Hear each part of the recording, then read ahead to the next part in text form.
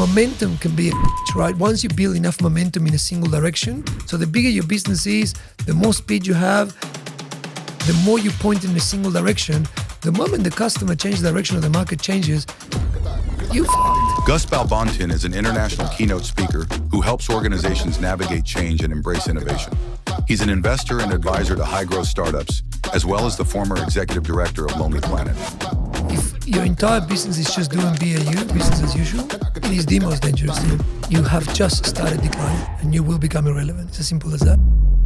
We always think that we don't have time, and time is an illusion, right? All time is our perception of this universe in which we exist, which we barely understand. The simple answer to your business being too busy is you just need to learn to let go. Humans struggle letting go. I mean, I tell the audience, have a look at your wardrobe. People always say, I'm stuck in traffic. No, you're not. You are the traffic. Why is it? Because you are the problem and the solution, but you are the problem, right? So of course, in a business that is struggling to figure out how to chase that customer, of course, we're all stuck in it. Or we're stuck in traffic. It's everybody else's problem. No, it's yours. What would you say is the biggest lie that we tell ourselves about why we can't have novelty and change in our life? Yeah, good question. One of the biggest ones right now seems to be... This episode is brought to you by Wix Studio. So, what exactly is innovation? I should have been ready for that question. Eh? It's a tricky one. I think, look, I always say that the easy, I mean, you can go into all sorts of different ways of explaining it, right? I tend to explain it simply as fixing problems, right? And I always say the more, you can fix business problems, you can fix customer problems, you can fix really big problems, or you can fix really little problems. But in the process of fixing a problem, right, you move from disorder to order, right? Something is not, organized, and you organize it in a new way, in such a way that delivers a new solution, right, to the problem that you've just fixed. If you want to get geeky, I always say that it's like fighting the law of thermodynamics, right? The second law of thermodynamics suggests that everything decays all the time. So innovation is effectively trying to pull it together again, and it decays, and you pull it together again, and it decays, right? Innovation in health is what? Trying to hold us together so we don't, right? Innovation in a business is what? Trying to hold the business together before it decays and disappears, right? Yeah. So if you think about it that way, it's a bit philosophical, but anyway. So I think you're fixing problems, right? And generally speaking, in life, when if you think of yourself as an individual, getting a job or building a business is effectively fixing someone's problem, right? Any job is you fixing the business that hires your problem, and any business that you create is finding customer problems that are worthy of fixing or scalable or big enough that gives you a commercial return, and you go and fix them, right? And you have a solution. Here's my solution, right? Product or service, whatever it is. And because you move from disorder to order, right? Because effectively you're moving from this early stage of innovation, which is kind of crazy and unknown and a little bit like, how is that going to work? Into a stage of, I figured it out. It works like this, and this is how we do it. You effectively are moving from uncertainty to certainty. Right? So the start of innovation is uncertain. The end of innovation is certain. The start of innovation is resourceful. The end has resources. Right?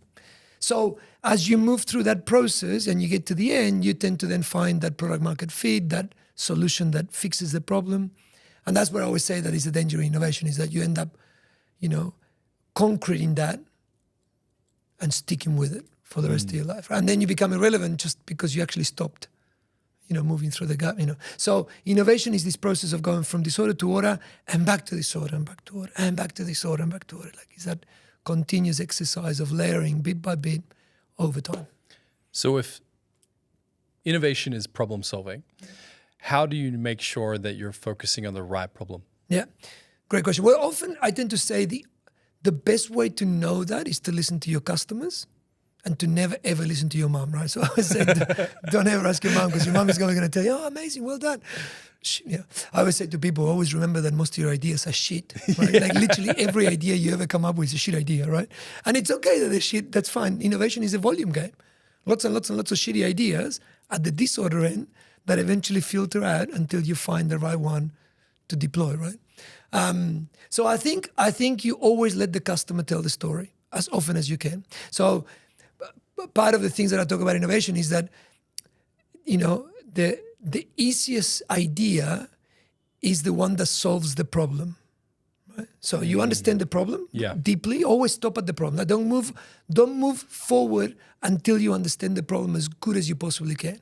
And you understand that it's a problem worth solving, that you connected to it in some capacity, that it annoys you or generates some sort of emotional response in you. Otherwise, there's no point, right? Like make sure that you find something that has got that. Once you understand that incredibly as well as you possibly can, then you move into solution. Right? And you go, all right, how do I fix that? That is the easier idea. The harder idea is the idea to test the first idea. Is how do I test that this hypothesis, because at the end of the day, your first idea is a hypothesis, right? You think you can fix this problem this way, but you don't know really. And the only way to know is by creating something small enough, a prototype, a test, a prototype, whatever it is, that allows you to see if that hypothesis you had is actually true or not. And the only one that can tell you is the customer. So if you can do that well enough and fast enough, you save yourself, a lot of money and a lot of time, which is the two things. Anyway. So if innovation is finding a problem, and then I guess identifying the hypothesis, and then how are you going to fix the problem? If you think about the world of business and how fast everything is moving right now with technologies changing, there's so many things kind of converging in a bit of a maelstrom all at once at this point in time. How do you make sure that you're putting energy into the right place? So if you're an entrepreneur right now, what's your advice around where people should try to prod their energy? Beautiful. So before I go into the answer, I'll say also as well, one of the most profound appreciations you can have in trying or becoming or being an entrepreneur is to value your time as high as you possibly can. Always remember that the most important thing you have is time. That's it. So if you value that really high, you will make sure that you don't deploy your time to the wrong idea or the wrong solution or the wrong problem. So effectively what that does is it forces you to, as quickly as you can, test, is this worth my time or not, right? Because you want to roll the dice as many times as you can because most of your ideas are shit anyway, so you have to keep rolling, right? And the idea is that you do it as fast as possible. Normally on your 4th, 5th, 7th, 10th, 20th roll, you get it right. But it takes a while. Like it's not as if you're just going to roll the dice. And sometimes we see this on whatever, social media, whatever, that we see something that, oh my God, they made it so big. It's like before the Google guys rolled the dice on Google, they probably rolled the dice 20 times before that, right? And so many other seemingly successful people have rolled the dice many times. Entrepreneurs is not the first rodeo. Normally it's like the 10th or 15th or 20th that actually you figured it out, right? So value your time really high. How do you find a problem worth fixing, or how do you find something that, I'll give you one simple trick, practical trick that maybe the audience will enjoy. I regularly, every 6 months or so, draw a picture where I put at the top trends. Like you can just, ask ChatGPT, Google them, talk to your friends, whatever, just trends at the top. And on the side, I put, passions, things that I'm curious about or passionate about. And then I just keep flipping them over and matching them up. So the other was, I told this was only yesterday. Someone said to me, give me an example. And I said, I don't know, 3D printing, fishing. I love fishing. I love 3D printing. Can I print hooks? I don't know. And sustainability, right? It's a trend. Okay, can I print biodegradable hooks? Can you have a 3D printer on your boat that you can, print hooks? I don't know. But you know what I mean? You start playing and riffing with those intersections and you find things that all of a sudden you go, hang on a minute, that's. And then the other way to do it as well is don't ever switch your senses off to the world around you. I guess pay attention, stay curious. Always ask why. You can ask why of anything, and it's wonderful how deep. I do this to my kids all the time. Like, why this glass? Why has that shape? Why and why does it come in that size and not twice the size or 3 times the size? Or why is it not tiny? And how did it get here? Who made it? And how many of them? It looks the same as that one. They're both identical. Shit, there must have been a machine behind this. And you can do that with the glass, with the coffee, with the book, with the mug.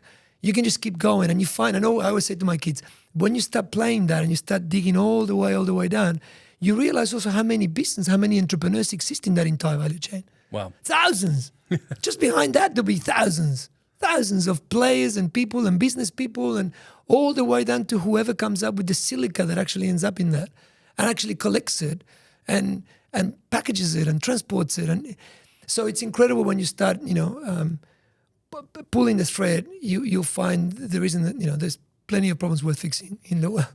Now, when you look at the problems in the world and you think about the power of creativity, do you think that there's a difference between creativity and innovation?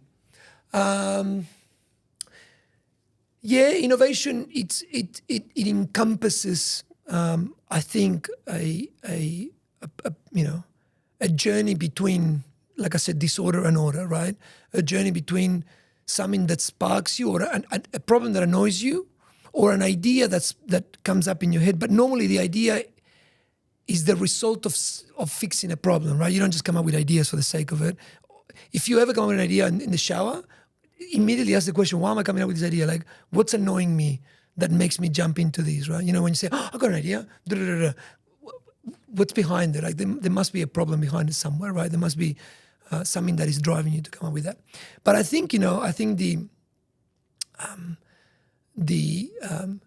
creativity, I guess, is one element of that journey of innovation that goes from disorder all the way to order. Because, inside that there is a lot of, pieces to that innovation process.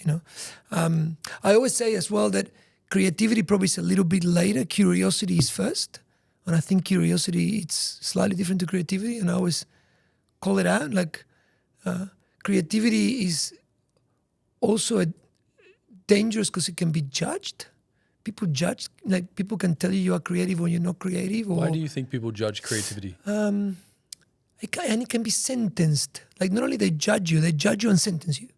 They go, you're not. And when you're little, at school, someone will say to you, oh, you're not very creative. Or you're more right brain or left brain. Or an accountant or a lawyer will tell them, I'm not very creative. When they self-select out of a crew. And I always say to people, look, sure, you can maybe judge that. And I'll tell you, perhaps we can explore why I think that. But curiosity can be judged. No one can tell you you're not very curious. No one can say that curiosity was good or bad. People can't say your creativity was good or bad because if it didn't fix the problem, if it was a shit idea, it can be judged. But curiosity can't be judged. You just keep asking questions why, and then there's nothing wrong with it. You just keep going. So I always say to people, if anything, lean on your curiosity rather than your creativity. Don't worry about that. That'll just come. I like your thought there around, people will not just judge you, they'll sentence you. Yeah. They'll try to put a box around you. They'll try to hold you to it. And I had memories of this in school where people go, well, you're terrible at reading, therefore, you're sentenced to a life of no longer reading. Exactly. Yeah. I always say to people, one thing is judging, another thing is judging and sentencing. It's very different. And when people judge and sentence, I always stay away. It's a dangerous place to be. Judgment, I'm not as afraid of, or I don't think of it as too bad because I think we all naturally judge, right? We're all measuring and comparing, and it's kind of very human to do that. The danger is when you sentence. Is when you judge and then you go, and it's like, whoa, before you go, hang on a minute, come back a couple of steps. Yeah. Come back. Yeah. You're allowed to judge, and let me help you. Maybe there's other perspectives for you to judge through. What about this? Like empathy hub, and then you can explore a lot. But when you sentence, it's very hard to pull someone back out of that. So I just want to highlight a stat here because I would love to know what you think about it. And it's, according to Deloitte, only 14% of executives feel confident in their ability to make necessary changes for the digital age. Yeah. Why do you think that is? Decision making. Generally speaking, though, executives are not hired to make decisions, even though we think that's what they're hired to do. They're hired to maintain the order. The order and disorder that I was talking about. Once the company finds order, that's how it makes money. So the company goes from growth to maintenance. So you hire executives to make sure that the order is maintained. Yeah, most executive teams are full of order people and most boards are full of order people. Because societies promote order as more important than disorder. Why? Oh, I think because it's tidier and it's safer and insurance companies love it. And, it's like it's supposedly an illusion of more predictability and more certainty. And I'd say it's an illusion because I think it's actually the counterintuitive, the unorthodox way of thinking about certainty is that actually, because we think we're in control, and actually control is the opposite, weirdly enough. I'm getting philosophical, but it's actually your ability to deal with uncertainty that gives you control, not... Well, for a moment, let's get philosophical. Yeah. Take me down the rabbit hole. So not only we pursued order as fast as we possibly can, and we incentivize teams of executives with KPIs and Gantt charts and plans, and which are all lies, like any plan that goes beyond a month or two is you guessing with your mates, kind of going, what do you reckon? Fucking mid-September? Yeah, I reckon. And you just joking. Like no one has it. No one knows, right? None of us know what the hell. None of us, right? So we actually, either spend disproportionate amounts of time trying to predict the future, which is a waste of time, or all the time trying to hold onto the order. Either of those two. But no time investing in our ability to deal with whatever happens, right? To invest in being comfortable with the uncertainty, to embrace the disorder, to bring novelty in our lives, to increase the tolerance to the discomfort of doing new shit, right? Because of course and the older we get, the more we push new things away from our lives. So those executives are probably the kind of people that also, and I was one of them, so I know I'm kind of dissing on them. I get the tension, right? This is the tension that we all need to live with, the tension of, you want to control everything and hold the order and keep it going because it's nice and safe and easy and predictable, yet the world and the way it's changing, and you just said before, technology and everything is happening is making the world become more and more safe, and the entire universe is decaying all the time. So you actually have this fight that you'll never fucking win, right? You just never win. So the more comfort you feel with that decay existing around you all the time, weirdly enough, the more control you have over your life. So that's why I'm so obsessed with trying to make sure that what I strive for in my life is not control and is not order, is actually the ability to increase my tolerance to dealing with whatever happens, right? And the uncertainty of it. And the best way to do that is to keep bringing new things into your life and keep having to deal with them, right? That's why I said to people, do something new every year that you've never done before. Clients want it all. A slick-looking website that can run their business and scale with their success. Wix Studio is built for that.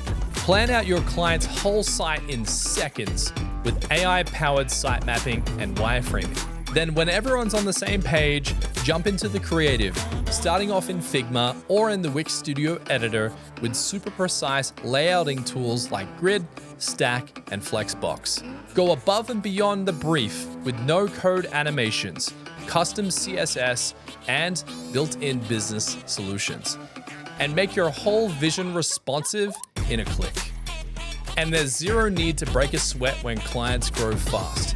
A dynamic CMS with global design settings and reusable assets lets you turn one page into hundreds. Design smoother and deliver sooner. Go to wixstudio.com. What's your definition of novelty, and why do business owners need more of it? Definition of novelty is I'm going to say something that you've never done before, right? And probably, and that's enough. It doesn't have to be sexy, crazy, or extravagant. Often people tend to think that. And when I put examples, it doesn't have to be technology either. Sometimes I say to people like, if you don't own any crypto, go and buy some crypto. But not to make money, just to learn about blockchains and NFTs and digital wallets. And if you don't have a 3D printer, get one. Get one. Get a few mates, $200 each, buy one and come print some shit. I don't know. If you've never written an algorithm, learn to write one. Don't just play with ChatGPT. Actually, write an algorithm. Figure, see what sits behind ChatGPT. See how the algorithm does it. Learn how that works. But also, one thing that I always say to people is, it'll be good for you to discover what where your comfort place is. Like, for example, my comfort is in disorder, right? It's not that I can't do order. I can read a legal contract and I can understand it and I can, give my thoughts about it. But if you give me a choice between law and, a blank bit of paper with a pen and drawing something, I'd rather blank bit of paper. Like I'd rather the craziness and the, and the anticipation of not knowing what's going to happen, right? Versus the illusion of certainty that I know exactly what's coming and what's happening, right? And the ticking the box and the making sure everything's right. And we need both, right? We need order and we need disorder. We need order people and we need disorder people. But my place is disorder, right? So to me, to do more and more crazy things, it's kind of less novel than to me doing order things. So last year, for example, I spent an entire week doing the director's course again in Australia, the AICD course. And I spent a week with accountants and lawyers doing that course. That's the opposite of happiness for me, right? It's the worst thing that I could ever do. But why do I do it? Because it's novelty to me. Like that actually is forcing me to be in a space of discomfort. I read books obsessively. I read a book a month, right? And I read authors that I hate, that shit me to tears, that I disagree with profoundly. But why do I read them? Because I need to put myself through discomfort. If I keep reading shit that I love and I appreciate, well, then I'm not uncomfortable, right? So I put myself through. So for you to find novelty, you need to make sure that you always think of, do something new that you've never done before, but equally do things in places that you know are not your comfort place. You know are things that you don't appreciate and enjoy or whatever. And then why is it important to businesses? I think it is, that novelty which drives curiosity, which drives tolerance to discomfort, which drives resourcefulness, because at the very start of you solving a new problem that you never solved before, like making glass, and you've never done it, and you're sitting there and you're trying to figure it out, you inevitably start drawing on all your instinct of resourcefulness, right? And that's the start of innovation. So if a business wants to be more innovative, simply bring novelty into the business. Bring novelty into the people in the business. Make them do things they've never done before. And progressively your business will become more innovative. Even without even thinking about it or setting up a process or putting a vision or a direction. Like even your business here. Mate, you get all these people to start doing shit they've never done before progressively for an entire year. In 12 months' time, this business will change dramatically. Just because the people in it, because all your business is the sum of its people. That's it. The business doesn't exist, right? Now, if you take what you just talked about there with novelty, and I would agree with you, I tend to look for things that I find are fascinating and difficult and try to dive in prematurely to try to inoculate myself with a challenge and then try to solve it. And for me, it's being able to turn my brain on in places I haven't before. Now, if you look at how a company traditionally kind of, deploys itself in the market, let's take my agency, for example. And let's say we have the copywriting, strategic branding team, the design team, the website team, the media team. In the event where a business is busy and we're fulfilling our obligations to our customers to make sure that they're happy and they're getting their work on time, let's say that's humming. What's the danger of staying there and not having enough time for a team to play, to test ideas, to be able to branch out like the Googles of the world? Yeah, well, it is the most dangerous thing. If your entire business is just doing BAU, business as usual, you have just started declining, right? And you will become irrelevant. It's as simple as that, right? Wow. Any business, yeah. Why? Any business. So, and here's the trick. We always think that we don't have time, and time is an illusion, right? All time is literally our perception of supposedly this universe in which we exist, which we barely understand, right? And we think time has an arrow, but the deeper you go into physics, the more you realize that actually this fucking crazy concept is just our really blunt way of explaining our existence to some capacity, or a portion of our existence, which is this passing of time. So the simple answer to your life being too busy to do something new, or a business being too busy in BAU to try new things, is you just need to learn to let go. That's the hardest thing. Humans struggle letting go. I tell the audience, have a look at your wardrobe. Yeah. Check every shelf on your kitchen. Look at your garages, look at your shed. Do a quick check of your emotional baggage and how much shit you're carrying that you shouldn't be carrying. And you should let go. And business are the same. In a business, you maintain software, processes, systems, sacred cows, things that have worked in the past, so you keep doing them because, of course, they need to be working. And bit by bit, BAU keeps getting bigger and bigger and bigger. And you keep hiring all the people to keep BAU going. And you don't learn to let go. Businesses need to let go. You need to let go as a person to be able to create the space to grab something new. The only way to pull the future towards you is by creating the space to be able to play with it. If you don't, the future will hit you in the face. Simple as that. So I think that's important piece. So you need to make sure that your business continues to let go and continues to play with that future regularly. And I'm not saying disproportionate amount of time. Like, sure, let's say 89, and depending on what stage you're in your business and what industry you're in and so on, you need to have a percentage of time that you deploy to BAU because they pay the bills. I get it. But you always need to leave a little bit for that future stuff because otherwise you end up caught up. Now, if you needed to explain the value of play and experimentation to a results-driven leadership team, how would you approach it? No. Perhaps by explaining first the asymmetry of innovation. So a results kind of driven, person or team, it's likely to be sitting on the order end, right? It's likely to be getting returns on concrete, I always call, right? Once you find order, you concrete it. And once the concrete sets, all the business looks for is a return on concrete, not a return on investment. You want a return on the shit that you put down in the business. And I will argue the case for you, right? Let's say this. All the cameras and all the equipment that you buy and all the elements that make up this business are assets that cost you a lot of money. And if you had a CFO, and if you do have one, that person is sitting there going, holy shit, we put all this capital down. We need to get a return on this capital, right? And think of any business, right? If you're a bookmaking machine like Lonely Planet, you need to make sure you get a return on paper and glue and printers and all the systems that you set up to make books, right? So even if you come up with a website that it's amazing, you're going to want to sell books in that website.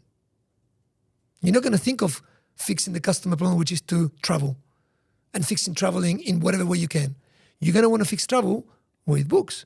You're going to want to fix any customer problem with cameras and microphones because that's the assets, right? I'm exaggerating the point, but it makes sense to me because you're saying that like people get so fixated on the immediate return of the singular thing that they're investing in versus looking out and at the actual customer problem that is probably not that book or not that microphone or not that content. Maybe it's actually what is it that he's trying to do and what is it he's trying to achieve. And right now we fix it this way, but in 10 years' time, this will probably not even be a concept anymore.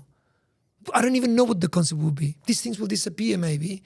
And I don't know, whatever, we'll be wired up inside with chips in our heads, who knows, or 20 or 30s, I don't know. But it will never be this way again, right? And if your business doesn't explore that future, then of course your business is gone. Now, back to the asymmetry. On the order end, any kind of failure, it has significant consequences because that end is the one that touches the customer, touches the market, touches law, touches regulation, touches safety. You fuck up and you pay a price that is significant. So the resources-driven return people, right? The people that are going to return on this with the order people, with the important people, society praises us because we know law and maths and accounting and, we're important. And they laugh at the disorder end, the designers, the creatives, the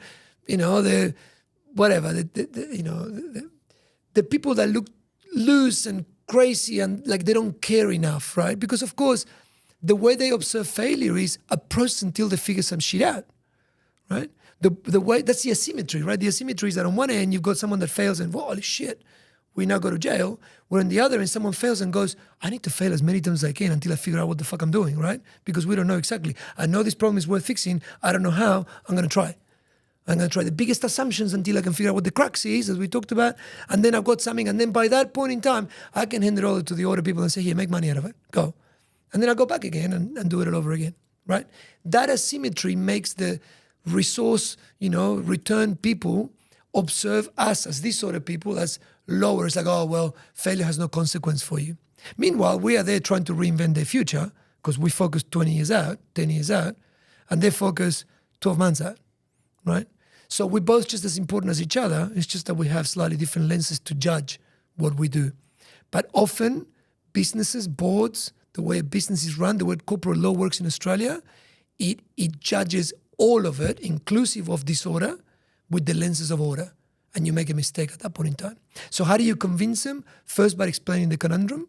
Second, by showing them how important that disorder is. And third, by showing them, hey, this needs to be more simple now. We don't need complex big later. We don't need big returns on this stuff. We just need to iterate until we find what our assumptions are that are the most important that we need to fix.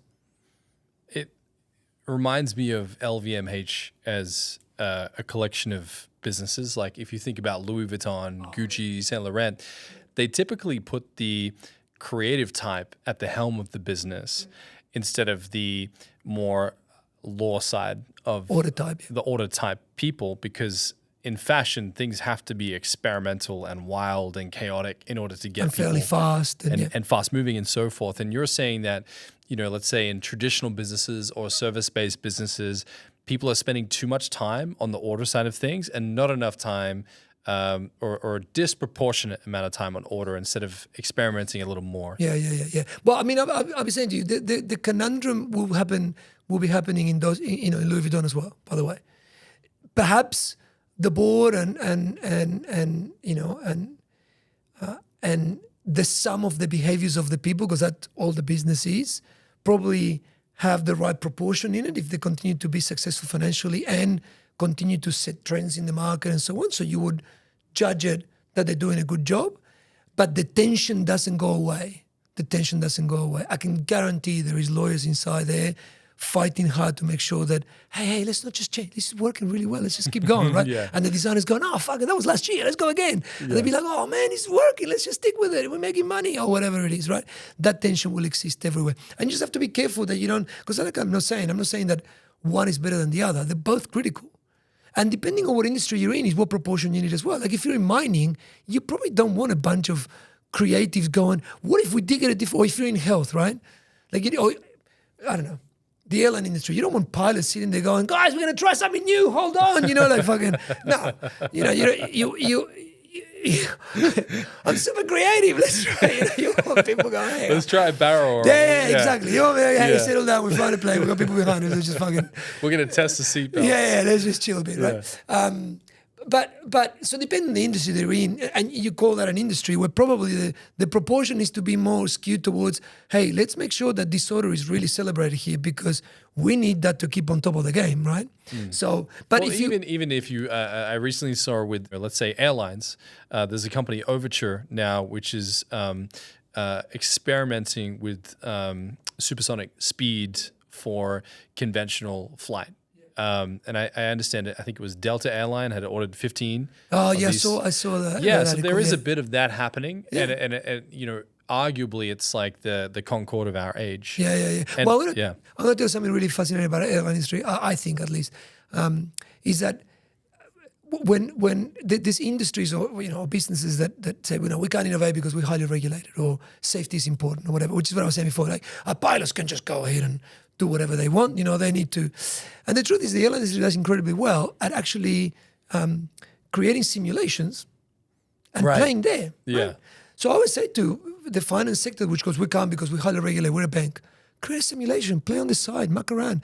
Someone's life, if someone says to me, no, I feel really unsafe because I think this is too dangerous. I mean, create a simulation, do a parallel, play with that, see what happens there, right? So airlines do really well at that. That's one of the most incredible ways in which airlines continue to innovate non-stop, and it is still the safest way of transport. Even though we get ourselves on, we defy gravity and do all these crazy things, it's safer than anything else that we found to be able to transport ourselves as humankind. It's incredible. The second thing they do incredibly well, which I wish the health industry, adopted, was when they fuck up, which is one of the most important bits out of innovation. When you do fuck up, make sure you have a black box that you can go and open to find out what happened and look in the mirror. Imagine if every surgery had a black box and every time we fucked up, we looked at it. How much better medicine will be today. So meaning like something goes wrong. When a plane goes down, guess what we look for first? We learn for it. We look for the black box. And we open it and, whatever, I don't know what the stats are, but most of the times it's human error. Right. And do we still get on a plane? Yep. We still get on a plane. Why? Because we see those humans, pilots and airlines, facing the problems, going, yep, that plane was wrong, that was human error, we're going to change that, we're going to improve that, we're going to make it better, keep coming. And we keep going because we see that they're honest about when they fuck up. But when that happens in a surgery, oh my God, we don't get that, right? We don't get someone to go, hey, look, I'm trying to fix you, but I made a mistake. If only we had the record of all the mistakes, potentially we wouldn't be making those mistakes again. But we keep making them because we don't have the courage to face that mirror, that the airline industry does. So that's another really beautiful part of innovation is actually having a black box everywhere. Like if you can, that's why, these days data and measuring is really important, because if you can measure and understand what's happening, you learn so quickly and you can iterate way faster, right? So I want to shift gears here slightly to touch on the same point we're now talking about with the black box, which I love, and it's learning from failure. Now, you witnessed Lonely Planet, a company that was essentially the Google of travel before Google even existed, get disrupted. Can you take us to the moment you realized that this giant was in real trouble? Yeah, really good question. People might be disappointed at this, but I often will. I think they might be disappointed because, you might hear a story of like, yeah, I saw it coming, I was 10 years. And the truth is that it's not. Most of us tend to learn these things in hindsight. Yeah, and hindsight can be a real bitch because it's like, well, it's too late now. It's too late now. But if you were to go and look into the crystal ball, what happens? Well, it's interesting. So the book machine, like publishing, had been around for the better part of the last 5 centuries, right? Well, for the viewers at home, like, do you mind just describing what the business was? Yeah, so Lonely Planet was a travel company that produced guidebooks for the better part of the last probably 200 years or something, I think. 200 years? The guidebooks have been around for about 200 years. And they were producing guidebooks like a couple hundred years ago for those really early travelers with epic-looking maps and So amazing. Like it's been around the concept has been around for a while. It was a mechanism by which you could, go to an unknown place and somehow have a little bit of knowledge that allows you to move around and understand the place. From some practical stuff, which was, when the times of the ferry and the bus and the trains and where's, accommodation and where do I eat and. So you would open this guidebook. I remember seeing my stepfather as a child, pull over to the side of the road, swearing, we're on the wrong road. Whatever. He'd open it up and he'd stare at it for 20 minutes and he'd draw things, and there were maps, and there'll be, So there was probably, a percentage of it was practical information to go and do something, and the remaining was, opinion. It's like, go here over here, or you should visit this place over that place, or if you go to this place, don't miss doing this or eating this or whatever. So those were the guidebooks. And there was kind of plenty of them. And guidebook companies, travel guidebook companies, kind of started proliferating in the early 70s, which is exactly when Lonely Planet was born, partially helped by the Jumbo, the 747, the Boeing, which started carrying lots and lots of people around the world. So lots and lots of people were starting to go to lots of exotic places, because you don't need a guidebook if you live in Melbourne and you go into, Sydney, right? Right. Or maybe you would, but generally you would just ask Sydney a few people. And you go to Vanuatu, you're like, what do I do? Yeah, what do I do? So for the better part of, those 200 years, and even more so, in the 70s, 80s, 90s, and early 2000s, that guidebook was, Lonely Planet used to be called the Bible, they used to call it, right? Because it was like the thing that would just, I'm holding on to, like, and I can't tell you how many stories, when you say I used to work for Lonely Planet, people would just pour their hearts and souls into telling me how they met their wife when they were traveling in India, or how, oh my God, the book saved me because one night I was late and I didn't know where to go, and the book told me to walk 3 blocks or whatever, and it was, so, traveling is a visual experience, right? Traveling, the main feeling in traveling, weirdly enough, and people don't understand this often because they think that it's all fun and games. Actually, the number one, sentiment in travel is fear. It's fear of the unknown. It's just, you just don't know. So you want to know. So of course the guidebook is like, okay, now I know. I know I can stay here and I can eat here. Because you're in a strange place. Like me and my team were in Mexico City recently, and just something little where we woke up in the morning and we were like, can we even get coffee in this area? Yeah. So you'd open Google and you'd type it in, and 10 minutes later you'd find something. Yeah. Just those little things around, like, well, I'm used to getting my coffee in the morning. Now I'm fearful I'm not going to get coffee before my keynote, and like exactly little how am I things. Going to do it and whatever. And you know what the funny thing is? Side, and then I'll come back if I remember where I was in the truck. But the wonderful thing about traveling is that it's the only way we know so far on how to manipulate time. Travel slows down time, right? When you go to a place that you don't know and it's strange to your senses, your amygdala and a bunch of other secret circuitry in your brain switches on to go, holy fuck, what's going on around me? These smells are different. These sounds are different. All this landscape is different. I better record some memories here just in case, this is dangerous. That's why the fear comes in, right? So you start recording, and in the process of layering memories thick, you slow down time. That's why when you go away for a weekend to somewhere that you've never been before, it feels like a month away. Then you come back and you go, oh my God, it feels like I've been away for like a month, right? And you've been away maybe for a week, or because you've just slowed down time, right? So I always say to the travel sector, hey, don't forget you manipulate time. It's a gift, right? It's an amazing thing. Because when you're in a strange place, you just pay way more attention to things. Yeah. Dude, it's amazing. It's like you literally are manipulating time. It's wonderful. That's why I'm so obsessed with it. And I don't have a religion, so for me, in the absence of religion, travel is mine. So I travel obsessively with the kids, right? To us, it's the fabric of a family. We go places. So anyway, back to the Lonely Planet thing. So travel guidebook, right? And there was quite a few. There was photos from us, Let's Go, Lonely Planet, rough guides. There was quite a few famous ones that in the 70s, 80s, 90s, they were, and we were effectively the market creators, right? What do you mean by market creators? Well, we created the market in those places that we sent people to go, right? Right, so you would control where the traffic would go, like kind of like SEO. Yeah, and we will tell them, go to this place, do these things, right? But weirdly enough, all those guidebook companies will only make $5 per traveler per trip, because we will sell them one book, we'll make $5, whatever. They'll spend $10,000 on the trip, and we'll make only $5. Yeah. And the other $10,000 will go to the market that we just created on everyone's behalf. Right, because you can't track or constitute, money back from where it was spent. Yeah, but who figured that out? Google, Expedia, TripAdvisor, all of them. They started clipping the ticket. They go, hang on a minute, Lonely Planet creates the market, beautiful. We just put the market online, and every time someone wants to book something, we just clip the ticket. So that's the wave that Lonely Planet, Rough Guides, Let's Go, whatever, that's the wave that we missed. Should you have seen it coming? Oh, it's difficult. Like I said, in hindsight, yes, right? And it's not that we didn't see it coming. The truth is that when you're in the business, there's two things that I want to share with everyone to make sure that hopefully these concepts provoke your thinking in your own life and in your own businesses. One is that momentum can be a bitch, right? Once you build enough momentum in a single direction, remember that momentum has directionality and velocity and mass.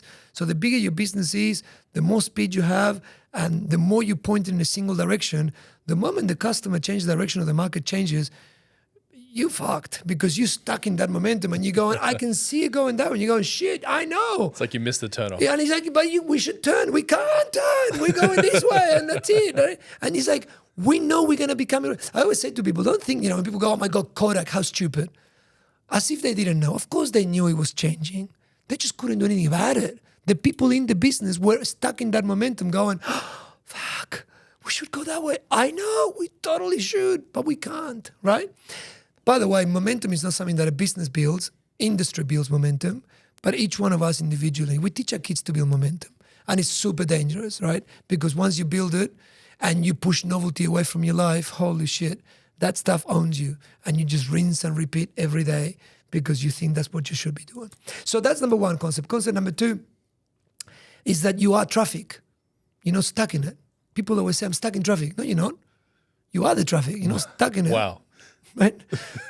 and that realization is a powerful one because, you have a car too. Next time you call your wife, you're just, hey, baby, I am traffic, right? I'm stuck in traffic. No, you are the traffic. You are the traffic. You are the problem. Why is that? Because you are the problem and the solution, but you are the problem, right? So, of course, in a business that is struggling to figure out how to chase that customer, of course, we're all stuck in it. Or we're stuck in traffic. It's everybody else's problem. No, it's yours. And B, we can see it, but we can't do anything about it because we're stuck in it. So it's not that Lonely Planet didn't realize. It's not that we all didn't realize. There was enough clever people at Lonely Planet and Rough Guides and Photos and From Us and all those companies. And we could see Expedia emerging and TripAdvisor emerging and eventually Airbnb and others. And we could see it. But of course, you go back to your business, back to your BAU. And if you've been doing that for a long time, and if you put concrete all over that, and if you push novelty away from your life, and all you've been doing is it's hard to reinvent yourself and change yourself and follow that customer from that place. Yo, my name's Dane Walker and I am disgustingly obsessed with branding. I had to figure out a way to do branding every single day, so I branded myself.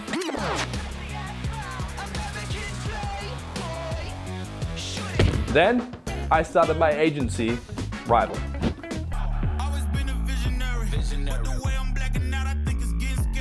And hired a team of branding mavericks hell-bent on creating brands so good that they'll make your competition shit their pants. So here's the thing, you want your brand to go viral and Rival makes brands go viral. That's why we're offering you a free 30-minute branding session to get an expert's opinion. If you don't believe me, the proof is in the pudding. Here's what clients have to say about Rival. Rival is trusted by brands like Nutrition Warehouse, Light My Bricks, and Vumi. So if you want to absolutely smoke the competition and make your brand go viral, hit the link below and book in your free 30-minute branding session. Now, on this point, like with the business and the people keeping the lore or the order and the structure, the book people, the order people, you have this beautiful diagram in one of your keynotes where you talk about, you know, the business is progressing, they're making money, they're growing, things are going good. Meanwhile, in the background, Google is playing with the novelty of digital maps. People don't want to adopt it yet, but they're spending money on messing with this system. And, you know, it looks like they're doing terrible because they're pouring money into it. And then it kind of J-curves and then springs up. But just take us into that because I think it links nicely into what happens with Google and Lonely So Planet. normally, you say again, that it's perfect. So your graph looks okay, like your numbers look okay. For all intents and purposes, you're doing a great job because you are actually creating good margins, paying people's wages, you know, sticking to corporate law in Australia or whatever in the world. You're not, you know, you're doing great. And of course, this noisy stuff of the market, of trends, of people wanting to play with stuff or whatever, that are these disorder people and they keep failing anyway. So you keep looking at them going, what's the point of what you're doing anyway? It's not, you know.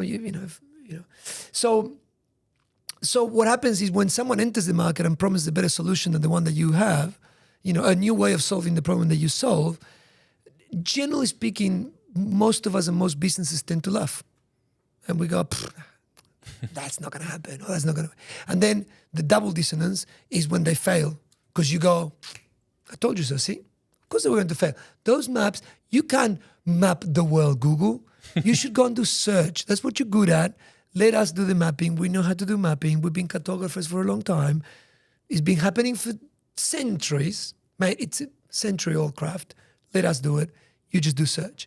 And of course, they keep tinkering, playing, whatever, etc. They're pointing to a real customer problem. Because remember, the customer problem is not to buy maps or use maps. The customer problem is getting from A to B. Right. You know, if I can get from A to B in a better way, faster way, cheaper way, quicker way, seamless way, I will go there over anything else. Inevitably. And that's innovation. The customers always pick the path of least resistance. So what Google was pointing at was, how do I get people from A to B real fast and real well and you know, efficiently and effectively and so on. So they weren't thinking, how do I improve maps? That's not what they were thinking. They were thinking, they were looking at the crux how do on I the cliff. Get exactly the biggest assumption, which was, hang on. The job here, actually, the problem here is actually to get people from this place to this place. Someone that doesn't know how to get from here to here, they need to figure out how to get from here to here. That's the problem. Not to buy a map, not to read a map, not to make the map more legible, not to give it color, none of those things. None of those things which we thought were the problems. That wasn't the problem. So, of course, Google comes in, fails, you get these guys here, we told you so, and then guess what? They figure it out. But by the way, that graph is the same. AI has been around for a while. When it came out the first time, we thought, fail. It was a novelty. Fail for ages. In fact, AI has been in that valley of death for a long time, a few decades actually. And now everyone thinks that this is an overnight thing. It's not. It's been in that valley of death for a while, and now it's starting to look, holy shit, right? And it's starting to come out. 3D printing came out. Oh, we're going to be able to print those things. Went down a real terrible, death valley. At one point in time, all you could do with 3D printers was print bracelets. I don't know if you remember. They promised the world, and it was bracelets. I was like, shit, really? Is this it? Like, I thought it was going to be like printing. Now it's like furniture, now houses. It's like starting to take off. Organs, food, whatever. Everyone's like, holy shit, careful. Cryptocurrencies came in, right? Fail. They're probably still in that death valley. They haven't come out yet because it's like, We haven't figured out the legalities around it, the way it's going to work, etc., etc. But at some point in time, I'm not saying which one, because likely none of the ones that we see today, but something to do with blockchains and digital wallets and whatever, some of that will come through inevitably, because we've seen it now. Napster comes in, fails, Spotify goes through. Do you know what I mean? Like, yes. This pattern is very There's a common. rhythm. Exactly. So you have to pay attention. When you see that and it looks too stupid to pay attention, pay attention. That's exactly when you pay the most attention, when it sounds crazy. So coming back a little bit to novelty, because I'm fascinated with your mind and how you've integrated this into kind of like your business life, your personal life, and you know, you have a powerful mantra, and that's to embrace the discomfort of novelty. Why is the feeling of being uncomfortable or even looked at as being stupid the single most important signal that you are learning and growing? I think like, I mean, I'll probably cover some of this already, but I think it is, it keeps your wonderment and playfulness and a lot of fun alive in your life, you know, just, it keeps your tolerance, you know, high to that discomfort that is so critical. It keeps your perspectives in check and your judgment in check and your sentencing, most importantly. I think it drives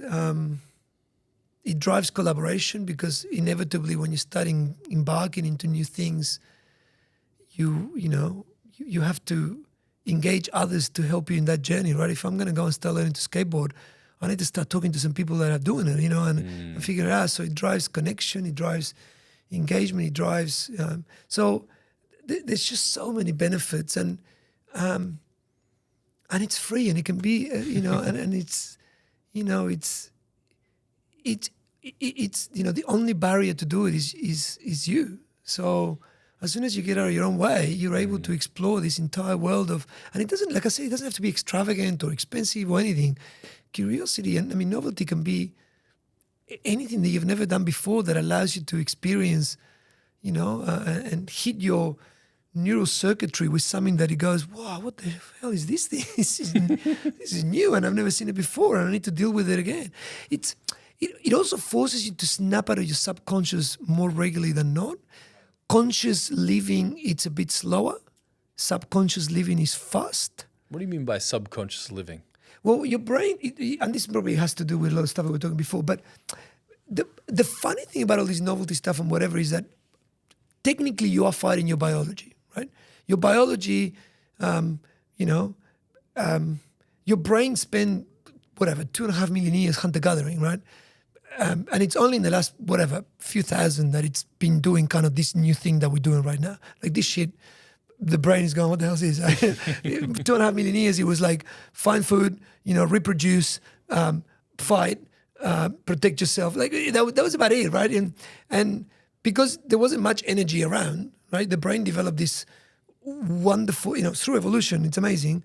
It developed this ability to save energy. And the way it saves it, because it consumes a lot of energy, the way to save energy is by burning the same neuropathway. Like it just, again, I'm butchering it, but follow me. You effectively rinse and repeat. And if you keep using the same neuropath over and over again, you stop effectively thinking about it. You commit it to the subconscious. Okay. So and the brain just does it without you even thinking about it. If I could paint a picture here for a moment, I had an NLP practitioner explain this to me. It's like, imagine your brain like a city, and there's these superhighways of information from like one side of the city to the other. So for example, if you're a very routine, orderly based person that does the same thing every day, your brain's not forced to rebuild those roads through the city. Just keeps using them. So just keep using the same highways. And then as soon as you throw yourself into glass blowing, all of a sudden the city in your brain is like, oh my God, we got to like rebuild all these roads to do different things. And what roads do we need? And where do we need them? Exactly that. So the roads that you always use are your subconscious. The new roads that you may need to build or use or reconfigure is your doing right? It's like you're actually present. It's a way of explaining it, right? By the way. So you're saying by like creating new pathways in your brain, you're doing what exactly? You live slower as well, right? That's what I was saying before. You actually live life a bit slower. But what you are doing is forcing yourself to the discomfort of that, because that's the thing. Your brain in the subconscious, because biologically it incentivizes you to find that, because the subconscious, using that highway, the subconscious is energy efficient. You walk without even thinking. You drive. It takes more energy to rip the city down and rebuild it. Yeah, like so you keep using that. Breathing doesn't take any effort. Walking doesn't take any effort. You know, like you just literally just ripping the same stuff that you already laid down and you just do it over and over again. In fact, in sport, a lot of the stuff that you try to do when you serve in tennis, when you play golf or whatever, is not think. Because when you think, you butcher it. When you don't think about it, it just happens automatically. So repetition builds that highway, builds that neural path, and then you just serve over and over again and you don't think about it. Doing new things forces you into the conscious mind, forces you into rebuilding roads, forcing you into new neurocircuits, slows everything down, makes you think. It's more energy heavy. It makes you tired. Doing new things, by the end of the day, you're fucking exhausted. You're like, oh my God, that was hard. Me going to the director's course and spending an entire day with accountants and lawyers, you know, in a classroom, at the end of the day, I was like, oh my God, this is so hard, you know, because I'm using a lot of energy, right? And your brain actually kind of, that's why you're going against your biology. Your brain kind of punishes you. I mean, do the exercise. I mean, you don't have rings. Grab a ring or a bracelet or something, put it in another hand, and your brain immediately starts punishing you. Immediately, your brain goes, what are you doing? Put that shit back where it was. Like, don't. Now I can feel it. Before I couldn't. I actually switched off all the nerve because I already knew it was always there. Now you put it in your head, and I'm thinking, holy shit. That's why, in a business, you change offices, everyone panics. Because it's like, oh my God, I need to be conscious now? What the fuck? Or when you're driving home and there's a roadblock, you go, what are you're stopping me from driving home the way I've always driven home? I know exactly how to do it. Now I need to think about it. Oh my God. Your brain goes into disarray because your brain starts punishing you, going, no. That's why when you listen to new music, generally you hate it. That's why the older you get, that you don't embrace new music because you want to listen to the notes and the chords and the songs that you've always known. That's when you go to a band that you've always loved, that they sing that song in that LP that you've always loved, and you go live and they play it different, you fucking hate it. You're going, no, play it the way no. When the guitarist decides to do a new solo and you're going, no, you butchered the song. I knew exactly. Because your brain goes, I love it. Just keep doing the same shit. Keep listening. That solo, I know exactly what's the next note and the next one and the next one. So it's hard to go against your biology, right? You're fighting it. So Novelty has this wonderful thing of getting you used to stepping outside of those highways and going into the little back streets and figuring out new pathways and learning new things, right? Yeah. How does, someone who's been, let's say, programmed their whole life like this, and now they're, trying to find a better place for themselves in the world. Yeah. What are some things that they can start to do to shift themselves to get out of this confined space of old thinking? Yeah. Well, again, back to one of the original points that I made. Small, simple now. Don't forget that. Don't overwhelm yourself with this. Okay, I know what I'm going to do. I've listened to this podcast. I'm super inspired. I'm going to resign. And I'm going to start. It's like, wait, whoa, settle down. Not that I'm not. I think we do want to inspire action, but the process you're going to follow is likely to. I always say to follow these 3 steps. Awareness is number 1. Willingness is the second one, and action is the third one. Okay, break that down. You become aware of. I think I've been living in a box for a long time, or I think my business is stuck, or I think I'm only doing BAU. That's the first step, awareness. You might need to share that awareness with others because alone you probably can't do anything. You're going to need others around you to help you. So what if someone is alone and their, let's say their circles and those that they're doing business with aren't quite willing to go on that journey? No, yeah, but you have to spread. No, I get that, but you need to make sure you always remember that even when you think you're alone or you're a sole trader or something like that, your team is always bigger than you. And if you have a business, your team is not just the 30 people that work here. Your team is these people. Your team includes your competitor. Your team includes your customers. Your team includes me, that I come in here to do this. Your team is always bigger than the notion of team that we have been brought up with, right? Team is larger. And if the more you can think about your team as all the connections that you have in your network that can help you achieve your goal, whatever that is, and your success, whatever you define that as being, that is your team. And that is something that you need to tap into all the time. And the first thing you need to do is make all that network aware of either what you're trying to do, what you think success looks like, what's the problem worth fixing, why this is important. You need to make them aware. And yourself aware. Like the moment you have that epiphany, it's like, oh, shit, this is important. The second thing is actually having the willingness to do something about it. And in that process, some in that network may be willing, some may not. Like lots of people became aware of climate change and say, yeah, I'm not happy to do anything about it, right? At the beginning, not a lot of people denied climate change. They said, I'm not even aware of it. I'm like, dude. And then it's like, okay, I'm aware, but I'm not willing. And then eventually you go, okay, I'm aware and I'm willing, but then what action do I take? So that's the third one, is aware, willingness, and action. So I always say to people, careful, go easy, awareness first, willingness second, be willing to do something, be prepared, and then take some action. And when you take action, small, simple now, don't complicate it too much, don't overthink it, make sure you have people around you to help you, If you close your eyes, I always say to people, close your eyes and think of the proudest moments of your life. There's always someone around you helping you achieve that. Always. A colleague, a friend, a family member, a sibling, a stranger, even a stranger. How many times we underestimate the power of strangers when they help us achieve things and you go, shit, it's amazing. Right? It's always shocking to me how in different circles I've moved through, sometimes the people that you would constitute as your closest friends and your closest confidants are the ones that are least willing to go with you on your journey. Yeah. And then maybe don't come on or whatever, or decide. Why is it that strangers are far sooner to embrace this than someone who knows you? Well, perhaps they might. I mean, it's a good question, Dane. I haven't pondered on this. I don't know. I wonder if perceivably they have more to lose, or they think that there's a risk in the relationship or in something that they now have and they may not have in the future, where a stranger has nothing to lose, perhaps. Perhaps there is some order that they're not willing to break. Perhaps the biology gets in the way, which is effectively, no. We know the highway. We've been in the same highway forever. Why do you want to go on that place? I don't want to. So let's use the highway analogy. Let's use the highway analogy. Let's imagine you and I on a highway, and you and I have been friends for, let's say, 6 years, and we're cruising down the highway at 60. Out of the blue, I punch it to 120, and I shift gears. You'd probably be like, whoa, what's up? Yeah. Dude, what's happening? Or you change directions completely. You go, hey, we've never gone this way. We never gone this way before, man. Yeah, we never left the Shire. What are we doing? What are you doing? Yeah, you're right. Do you think it's just as simple as like there's a shift in energy and that's enough to kind of potentially erode a friendship? Yeah. And also, but potentially, like I said before, and maybe as we explore it, maybe it might have been in your mind to maybe explore new novelty or new things, but maybe your friend or your confidant or the person around you has not. And therefore, that drastic change in direction or that speeding up to them feels like, what the hell? And to you feels like, no, dude, it's good. Like, I've been playing with this for a while now. I've been speeding up and slowing down. You haven't done it? It's like, what? No. So I think there is a little bit of that. But that's what I was saying to you before is go easy. Small, simple, that applies to everyone.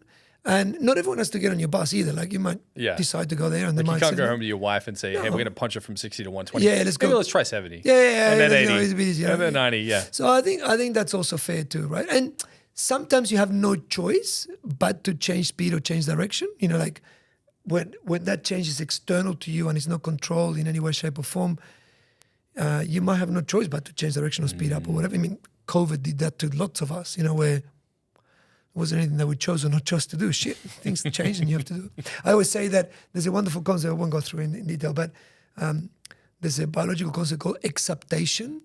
What is exaptation? It's again, Google it and go and look into the detail, but it's effectively forced adaptation. It's like forced adaptation. You have to adapt by force, like you have no choice, right? Or you speed it up. So, for example, the wing of a penguin, right?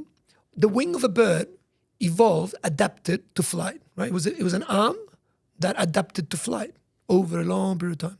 But then it accepted to swim in a penguin. It went from flight to swimming really fast. It was forced. The bird was going in the water and that wing was not useful anymore to fly. It had to become useful to swim, right? So it changed, it accepted, right? A lot of businesses during COVID a lot of people experienced acceptation, not adaptation. They didn't adapt to the change. They were forced to it. Like you have to go there. You have no choice, right? So I always say to people and businesses, while you have the chance to adapt, it's far better than accepting. Accepting is painful. It's faster. It's way more uncomfortable. Way more. I had a friend when I was 19 and she and her husband had a photography print business. So they would take the film and they would have a green room and they would go through that entire process.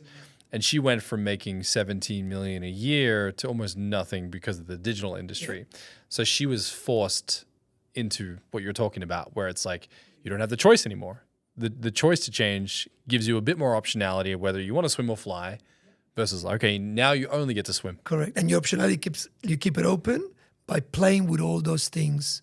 In by advance. Bringing that novelty in advance, by pulling that future towards you. I was having a prolific conversation with Stephen Bartlett and Simon Squibb together with my team in Romania, and something that Stephen Bartlett said to me that haunted me in a good way. And he said, to a question I had about AI, he was like, "Look, I'm not as ecstatic as about AI as I might wish I was.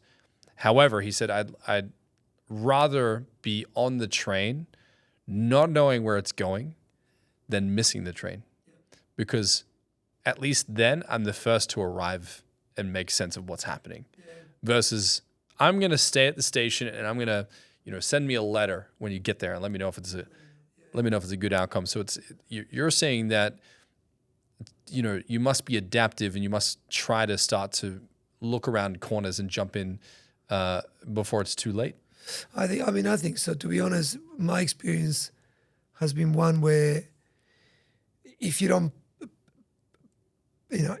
happen to the future, inevitably the future will happen to you. So, ideally you're in control, and ideally, but not in control as in like exactly what you're doing, but ideally you're playful enough to explore it and give it a fair share of your time.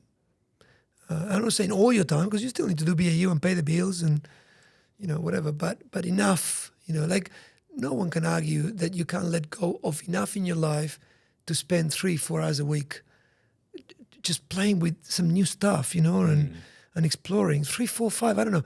It doesn't need to be crazy. It just needs to be enough to just again help you make those unlikely connections that you need to make. Now let's talk about your portfolio career theory. Why is dedicating your life to a singular job or skill set, as society encourages, dangerous? Well, we keep layering concepts, on this, nucleus of adaptability, and I think, there is this illusion of safety that it's like it was marketed to us, again, Industrial Revolution, pylon, everything else, that you get a job in Ford Motor Company or, whatever, large company X, and you get a job and you develop a career and forever you'll be here and you'll be safe and so on.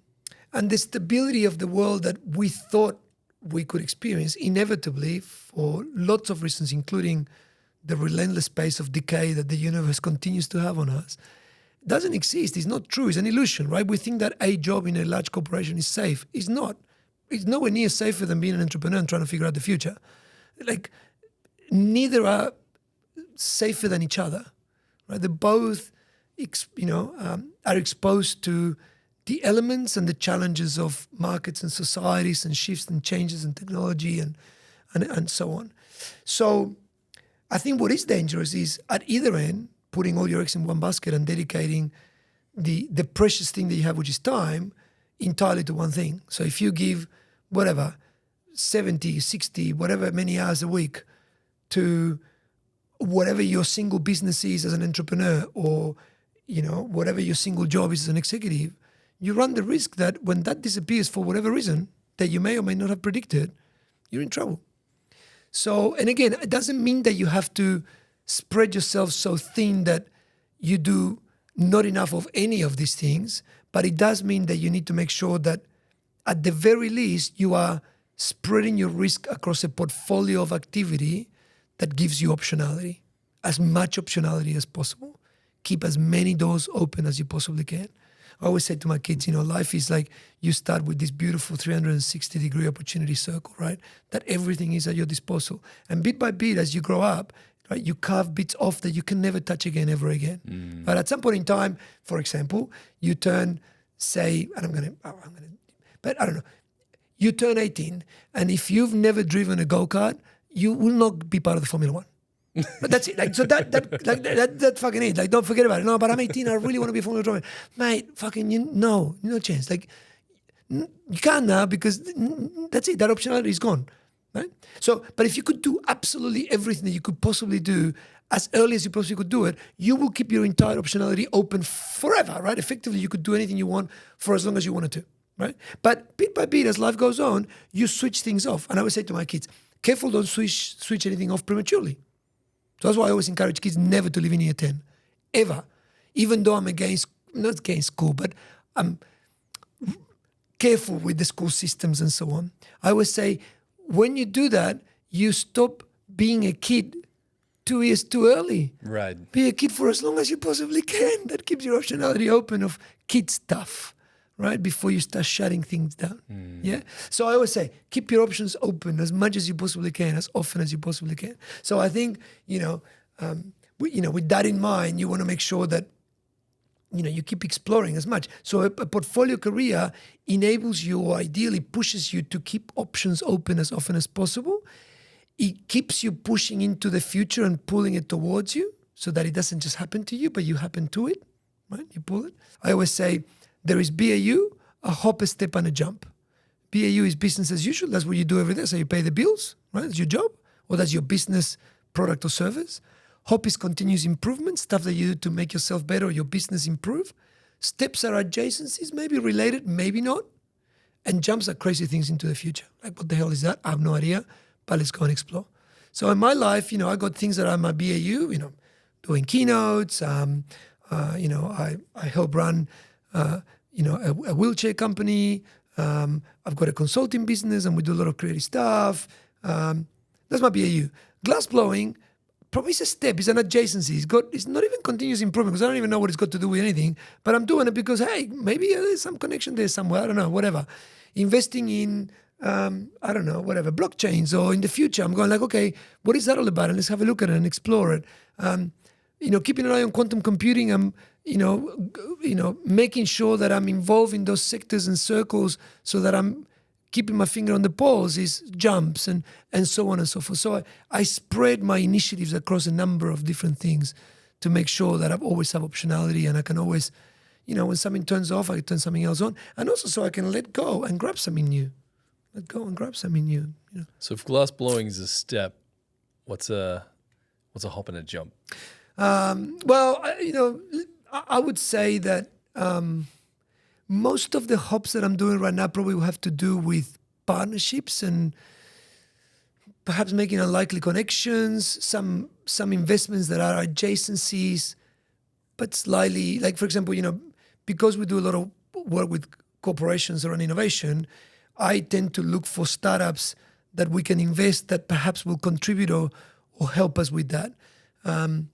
We're investing already heavily in AI in lots of different ways, either teaching people how to use AI or using AI to create little tools to solve corporate problems that we face on a regular basis. You know what I mean? Like, gosh, people had surveys in companies. Okay, how do we fix the survey with a tool that allows us to use, learning models in a different way, etc.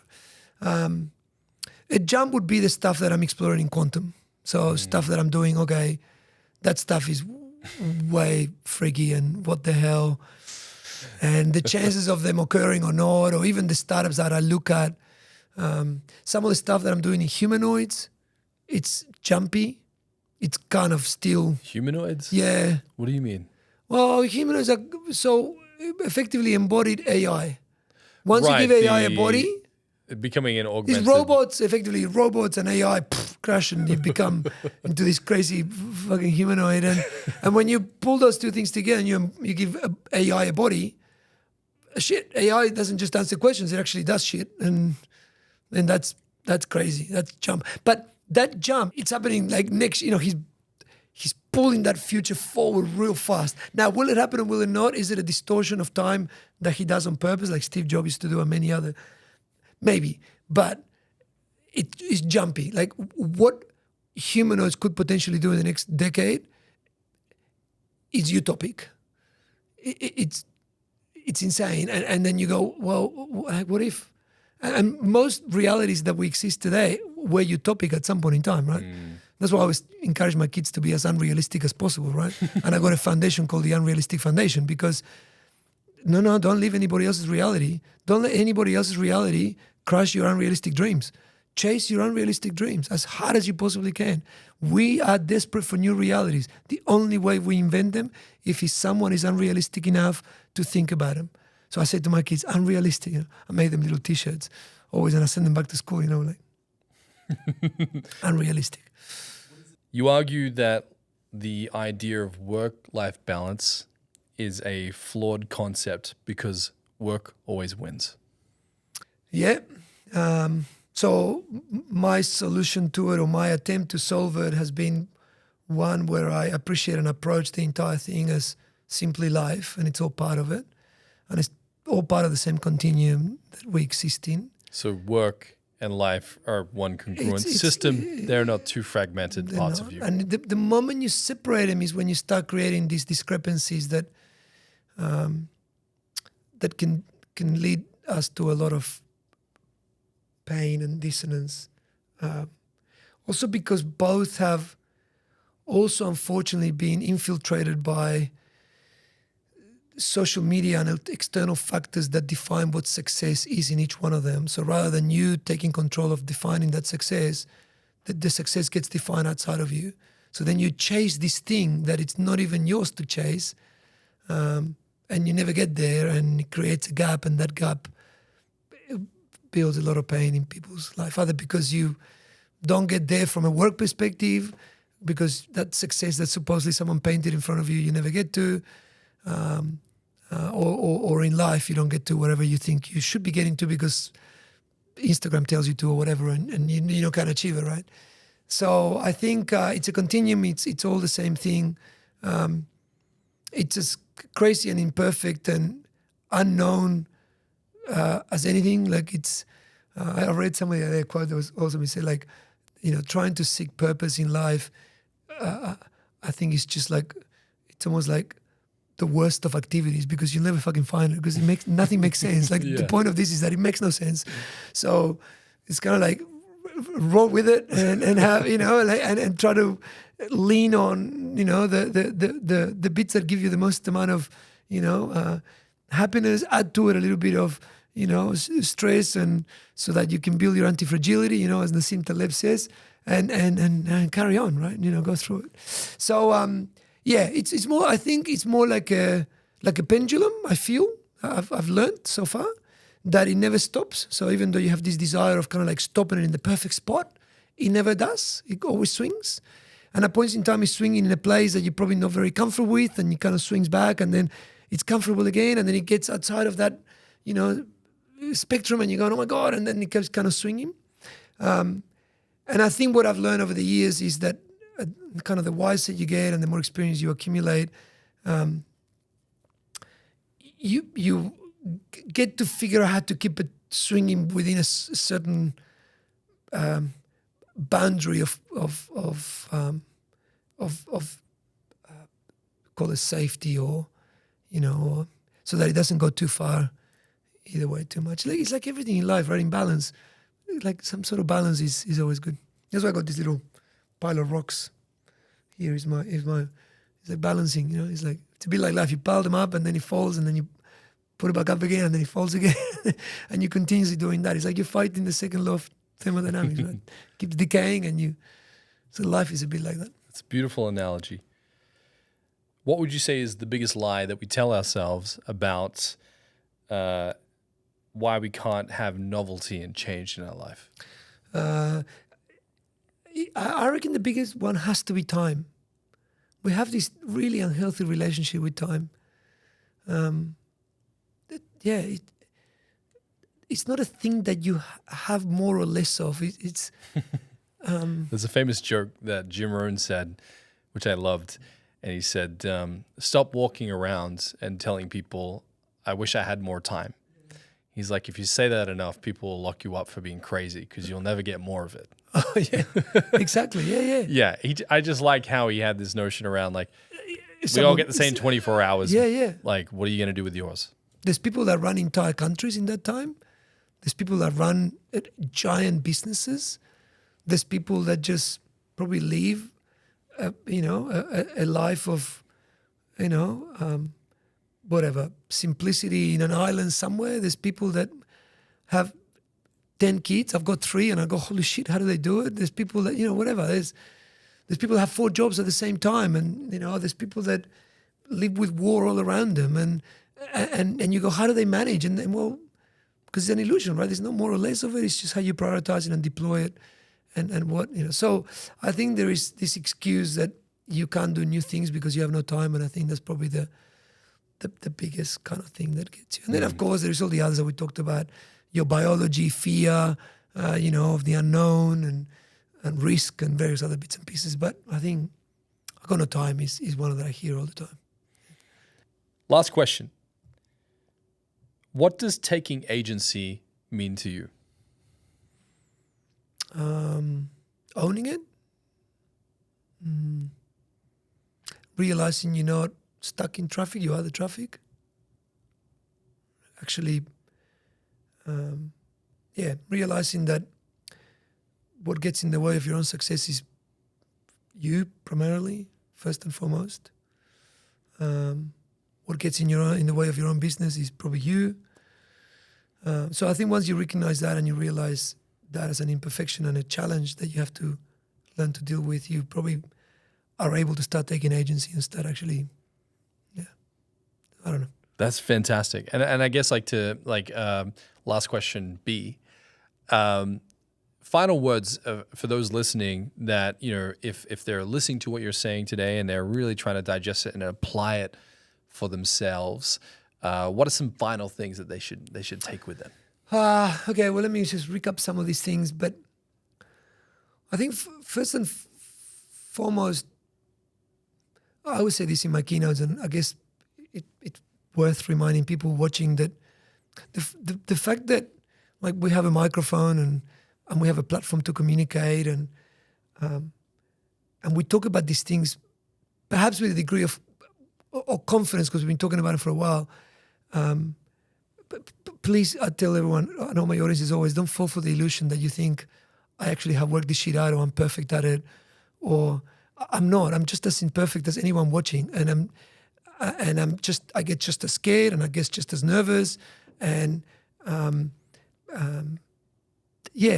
So despite the fact that it may seem that, of course, because I've embraced novelty and I do it regularly, that I'm a master at it, I'm not. I'm just a student, and I keep learning how to do it, right? And it's just that I might be at a different stage in the journey, but if your journey hasn't started, just start it, and then we're in it together, and that's it. Like, it's as simple as that. And we probably both start sharing battle scars immediately. And so the fact that people have a microphone or a stage or a channel to communicate doesn't necessarily mean that they're right?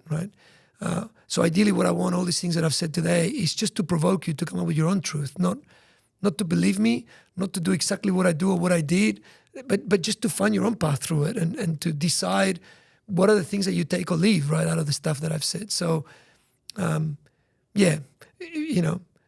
always say, make sure your ordinaries, the beautiful song by the Foo Fighters, make sure your heroes are ordinary. Don't go looking for heroes that are extraordinary, because they don't exist. They don't exist. We all ordinary, we all normal, we all are imperfect. And the fact that I just made you aware maybe of a bunch of things gives you the journey to start thinking about being willing, and then start taking action, right? So make sure the action that you take is simple, small, and now. So make sure you don't complicate yourself too much. Get started. And don't make it so big that you overwhelm yourself. And make sure that, again, you always remember that whatever you define as success based on what you just heard, and because you're flicking through somewhere and you just come up to one of these concepts, make sure that you, despite the fact that you might be influenced by external factors, that you always grab control of it and define it yourself. Define what success looks like for you, and redefine it and keep doing it as many times as you want. And change the bar, whatever it is, and change the goalposts as many times as you want. Absolutely no one has control over that except you. And when you define it correctly and regularly, chasing them won't feel like an unachievable thing. And all of a sudden you will find a lot of comfort and peace in knowing that this is in you and within you to define. Gus, it's been a pleasure. You've inspired me. I think there's something novel I want to do for myself, and I've been meaning to learn how to start drumming. But I just love your childlike curiosity, your approach to the world, your sense of play, and just even how you've kind of interwoven this into life, and you see business and life and challenges and innovation and order as like this beautiful cocktail of things that we should all be aspiring to do in life. And it's been a pleasure. We would certainly love to have you back. Thanks, Dave. And we appreciate you making your flight earlier to be here. Amazing. Thank you. Thank you, mate. Beautiful.